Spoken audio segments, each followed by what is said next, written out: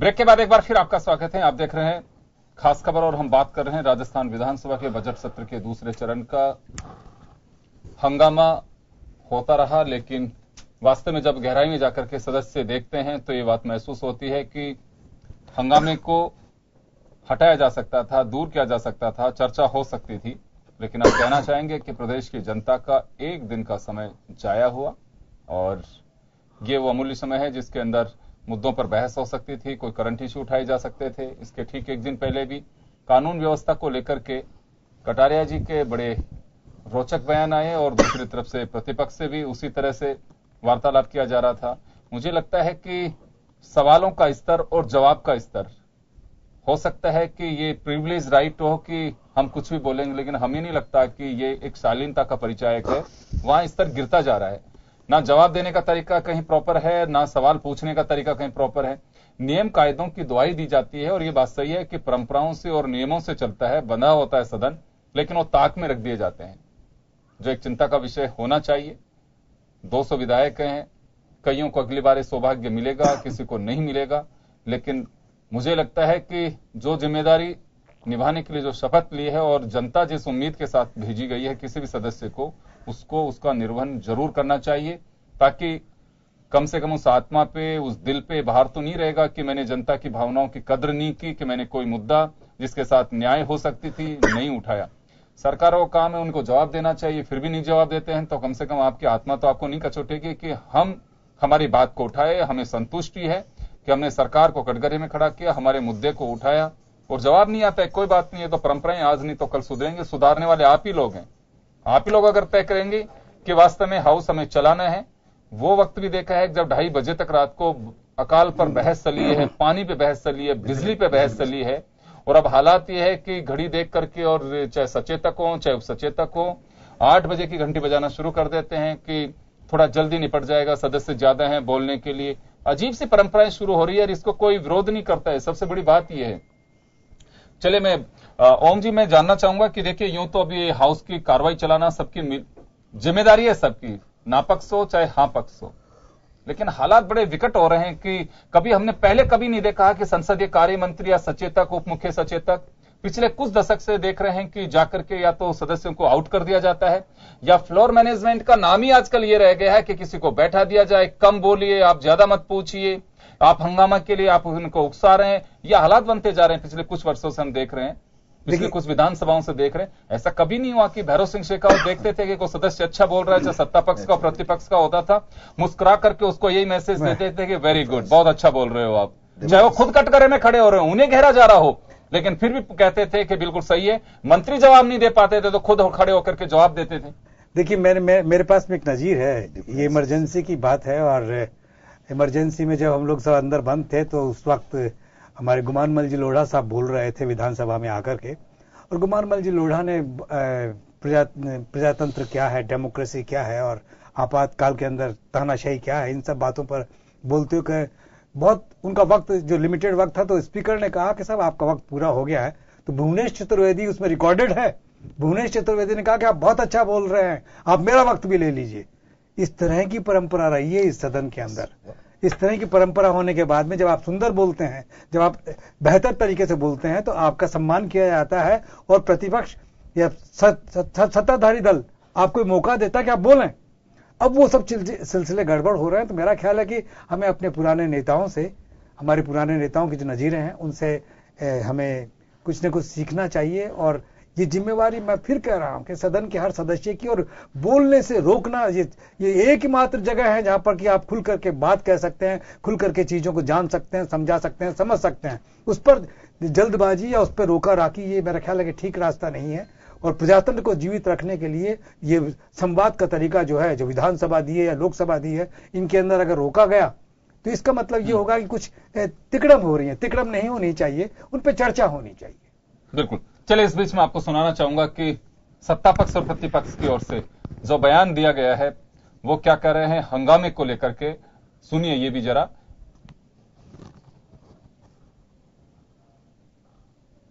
बना दिया है और आरसीडीएफ और जयपुर डेयरी में जिस प्रकार भ्रष्टाचार हो रहा है और अपने चहेतों को टेंडर दिलवाना, अपने लोगों को दूध के बूथों का संचालन करवाना, पशु आहारों के टेंडर दिलवाना। इसमें सबसे पहले जो बात आ रही है जयपुर डेयरी के चेयरमैन और इस सरकार के मंत्री, इनकी मिली भगत से जो भ्रष्टाचार हो रहा है, क्योंकि भ्रष्टाचार इसलिए हो रहा है कि मंत्रियों के रिश्तेदार इसमें ठेकेदारी कर रहे हैं या ठेका लोगों को दिलवा रहे हैं, इसकी वजह से भ्रष्टाचार बढ़ रहा है। तो कुल 61,99,093 लगभग 62 लाख लोगों को हम पेंशन दे रहे हैं, जिसमें 3,896 करोड़ रुपए का प्रावधान इसमें है। तो ये स्पष्ट रूप से आरोप पूरी तरह निराधार है कि हमने कोई किसी तरह की सामाजिक सुरक्षा की कोई भी स्कीम को रोका है, बल्कि हमने इसको और सुनिश्चित किया है, पक्का किया है। दूसरी बात, एक आरोप बार बार लगता था और कई बार जमीन पर मैं सुनने को मिलता था कि पेंशन समय पर नहीं मिलती, पूरी नहीं मिलती। भारतीय जनता पार्टी की सरकार ने आने के बाद इस सबका सीडिंग किया, बैंक अकाउंट खोले और अभी 89.60% लोगों के हम बैंक अकाउंट खोल चुके हैं। चलिए, भ्रष्टाचार का भी एक मामला सामने आ रहा है। पेंशन को लेकर के भी मंत्री अपने हों से ही घिरते नजर आए। घनश्याम तिवाड़ी ने भी कटघरे में खड़ा किया। खैर, चलिए, सवाल जवाब का वक्त होता है, कभी कोई ठीक से जवाब दे पाता है, कभी फैक्ट नहीं होते हैं, वो एक अलग विषय है। मैं आपके पास में आना चाहूंगा शंकर सिंह जी, ब्रेक से पहले भी आपके पास में था, जो हम अलार्मिंग पोजीशन से इस वक्त गुजर रहे हैं। ये इलेक्शन है राजस्थान विधानसभा के लिए कि एक ही सत्र में 2 बार आसन को ये सरकार को कहना पड़े कि लेखे और प्रतिवेदन समय पर नहीं आएंगे तो पढ़ेंगे क्या। सोमवार को भी बड़ी रोचक बात, और मैं तो कहूंगा कि बहुत बड़ी बात है अगर वास्तव में इसको फॉलो किया जाए, या महज एक यही रह गया है कि आसन इस तरह से हमें इंस्ट्रक्शंस देते रहेंगे और हम आंख मूंद करके बैठे रहेंगे, विधायी कार्य निपटता रहेगा। मुझे याद है घनश्याम तिवाड़ी जी ने एक बार कहा था कि संसदीय कार्य मंत्री का पहले यह होता था कि पहली मर्तबा जो लोग जीत करके आए उन्हें बोलने का अवसर मिले, वो लोग सीख सकें, पुराने जो हैं उनका जो सहभागिता बढ़ाई जानी चाहिए ताकि वो अपने एक्सपीरियंस को शेयर कर सके। लेकिन आज के संसदीय कार्य मंत्री, चाहे सरकार पहली वाली हो चाहे वर्तमान हो, सिर्फ ये परिपाटी पड़ गई है कि किसी को कम बोलने दीजिए, किसी को गायब करवा दीजिए, हंगामा करवा दीजिए पीछे से हाथ कर करके। वो ये रहता है कि शाम को जाके मुख्यमंत्री को एक मैसेज दे सके कि आज के संसदीय कार्य मंत्री ने बहुत बढ़िया काम करके काम को निपटा दिया है। मुझे लगता है कि गर्त में जा रही है विधानसभा, बहुत अच्छा नहीं है ये। 2 बार कहना पड़े कि सदस्य पढ़ेंगे क्या, ये तो स्टार्टिंग में प्रतिवेदन आने चाहिए। ये बात मैंने आपको एक कहा, पूर्व में जैसे कहा, जब तक पक्ष और विपक्ष फ्लोर पे किसी बहस को तर्क सहित मजबूती से नहीं रखेंगे, तब तक ब्यूरोक्रेसी सहित से नहीं चलेगी। अब देखा कि ये तो पक्ष और विपक्ष दोनों में मान लो कहीं गड़बड़ है या फ्लोर पे बराबर मैनेज नहीं हो रहा है।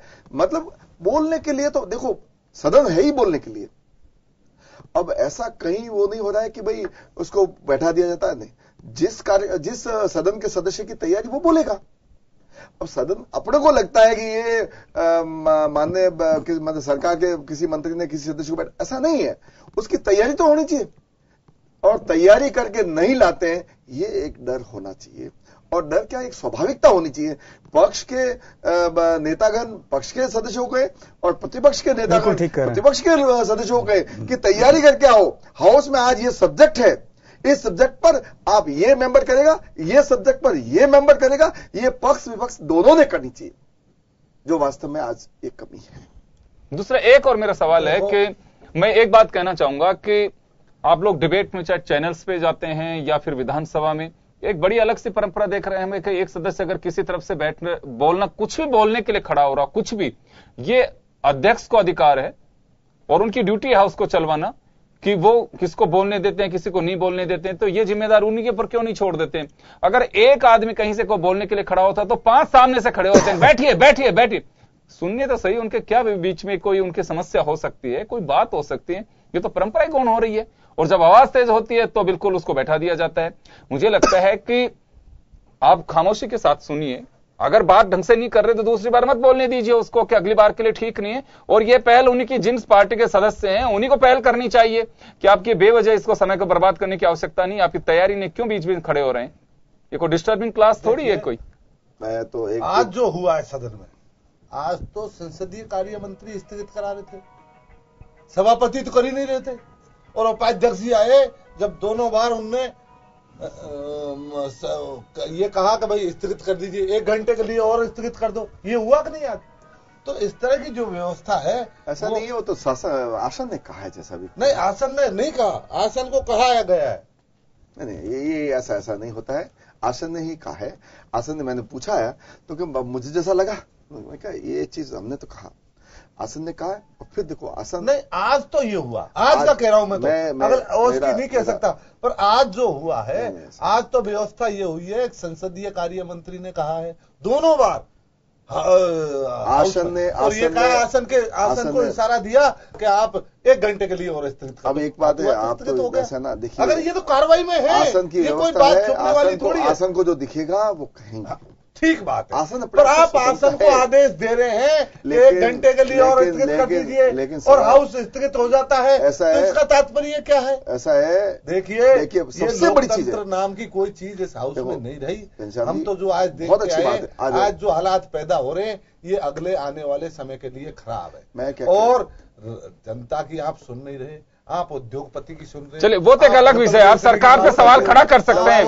घनश्याम जी, आप सरकार पे सवाल खड़ा कर सकते हैं, हम सरकार पे सवाल नहीं खड़ा कर रहे हैं, हम विधानसभा की कार्यवाही पे सवाल खड़ा कर रहे हैं। और मैं ये कहना चाहूंगा कि विधायिका अगर मजबूत रहेगी तो स्तंभ सारे ही मजबूत रहेंगे। ये जो आज आप प्रोटोकॉल की बात करते हैं कि अधिकारी सुनते नहीं है, सुनिए, अधिकारी सुनते नहीं है, दूसरी बातों जो बातें करते हैं वो यही है कि आप लोग कमजोर होते जा रहे हैं, और कमजोर इस नूरा कुश्ती में कहें कि वास्तव में अघोषित युद्ध जो है कि वो उसको नीचा दिखाना है, वो उसको नीचा दिखाना है। एक सदस्य को बोलने के लिए खड़ा होता है और उसको 5 सदस्य उसको दबा करके रोकने की कोशिश करते हैं। मुझे लगता है कि जो स्तर राजस्थान विधानसभा का या दूसरी विधानसभाओं का होना चाहिए वो है नहीं। ब्यूरोक्रेसी, हम आपको बता रहे हैं कि जैसे मैंने पहले भी कहा कि संडे का दिन भी कलेक्ट्रेट खुलते थे कि विधानसभा में पता नहीं कौन सदस्य कैसा को सवाल उठाएगा, उसका जवाब क्या देना होगा, एक हड़कंप बचता था। आज तो हालात यह है कि एक बाड़ा बन गया वो वहां पे।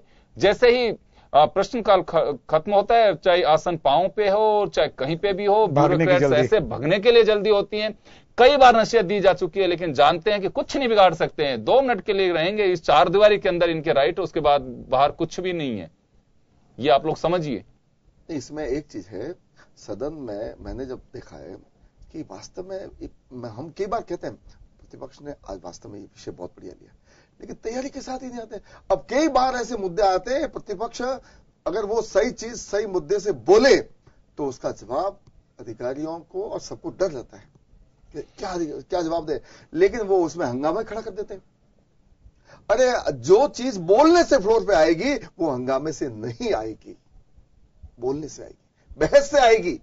बहस करो, तार्किक बहस करो ना कि भाई इसका जवाब दो, देना पड़ेगा। लेकिन तर्कों से, हंगामा से जनता का इलाज नहीं होगा, जनता के काम नहीं होंगे जब तक आप मुद्दे को लेकर कहीं कहीं फ्लोर पे बहस नहीं करोगे। अरे पर जो सदस्य पिछले हाउस में चप्पल फेंकते थे वो नसीहत की बात करते हैं। आज कह रहे थे जिन्हीं सदस्यों ने पिछले विधानसभा में चप्पल उठा के मारी, और वो उसकी बात करते हैं, नसीहत की बात करते हैं, कानून की बात कर रहे हैं। अरे भाई तुम क्या जानो इन चीजों को, और वो खड़े होकर ललकार रहे नहीं, ये गलत परंपरा है।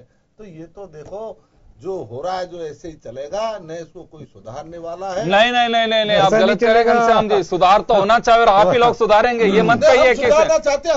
हमारी सुन कौन, जनता सुधार देगी, वरना आप सब लोगों को हम विपक्ष वाले तो अल्पमत में हो गए, इसलिए हमको तो ये सोच लिया इनको तो कहने दो, कुछ कहो। जो आज हालात ये है, विपक्ष की कोई बात नहीं सुनी जाती, और जो लोग भेदभाव जैसे इस सरकार में हो रहा है वो पहले कभी नहीं हुआ लोकतंत्र के इतिहास में। सड़कें, पानी, बिजली, ये तो सब जनता के लिए होता है। इसमें कांग्रेस बीजेपी क्या करेगी? जनता का काम होना चाहिए। हमको 3.5 साल में विपक्ष के किसी भी सदस्य को इनने सड़क नहीं दी हमारे। जी, और सत्ता पक्ष के सदस्यों को मिल गई। तो विधानसभा की जो रूलिंग है उसमें तो कुछ और ही बातें आती हैं।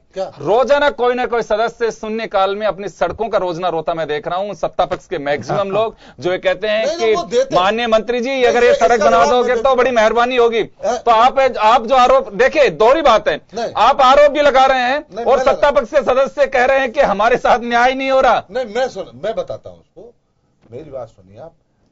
16 किलोमीटर 10 किलोमीटर ये टारगेट फिक्स हुआ है, क्राइटेरिया कि भाई इतनी सड़कें हर विधायक को देंगे। कांग्रेस के राज में गहलोत जी ने सबको दी है। इस बार हम एमएलए बने तब से हमको 1 किलोमीटर भी नहीं दी, और जो सड़कों की हमने अनुशंसा की मेरे पास साहब, ये सच्चाई है। गोविंद सिंह जी के जब ये प्रश्न उठाया तो यूनुस खान जी ने, परिवहन मंत्री अपने पीडब्ल्यूडी मिनिस्टर ने एक एक सड़क गिनाई उनको कि सबसे अधिक सड़कें दी है। नहीं, क्या बात करते हो? उन्होंने प्रश्न उठाया था हाउस में, घनश्याम जी प्रश्न उठाया था उन्होंने। आप उठाओ प्रश्न, आप प्रश्न नहीं उठाते हो। मैंने प्रश्न उठाया भाई। देखिए समय का अभाव, मैं तो ये जानना चाहता हूं आप दोनों से, आप दोनों ही बड़े लड़नेड हैं अपने क्षेत्र के और जनता के प्रति समर्पित हैं। मैं ये जानना चाहता हूं, चलिए भेदभाव का एक अलग विषय है, आप लोग निपटना इससे। मैं तो ये जानना चाह रहा हूं कि समय कम है कि वास्तव में विधानसभा की परंपराएं बनी रहे और इसकी जो मजबूती है इसको किसी की भी नजर ना लगे, उसके लिए क्या नजर उतार रहे हैं? अब मैं तो वो जानना चाह रहा हूं आपसे। हम तो ये नजर उतार रहे हैं कि आज प्रदेश की जनता, गरीब मजदूर किसानों के हित होने चाहिए, उनकी बातें यहां रखनी चाहिए। आज जो पेंशन का मामला आया, लाखों लोग मरे हुए दिखा दिए, उनको पेंशन नहीं मिल रही है। उसके बाद वो करे तो मंत्री जी बड़ में बोल के पीपड़ में जा बोले, अरे भाई बाकी खा बात कर रहा है, आप पेंशन की बात करो ना, करे। और हम गांव में जाते हैं, लोग कहते हैं अरे साहब हमको स्वाभिमान से तो जीने दो, हम जिंदे को क्यों मार रहे हो? सरकार घनश्याम जी, और सरकार की कमी हो सकती है, 10 कमियां होती हैं सरकार में, सिस्टम में कमी हो सकती है, मैं मानता हूं, लेकिन मैं ये बात जानना चाह रहा हूं कि विधानसभा की मजबूती के लिए लोकतंत्र का पवित्र मंदिर है ये। आप कहोगे ये गिलास लिया